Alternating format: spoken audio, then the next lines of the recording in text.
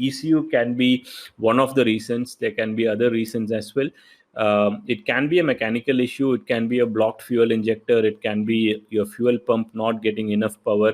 There can be a lot of options. I mean, there can be a lot of reasons, but yes, ECU tuning, again, if this is a standalone ECU, then yes. But if it's an OEM vehicle, if it's a stock ECU, then the sputtering is basically not caused by a mistuned ECU. It's probably caused by some other problems.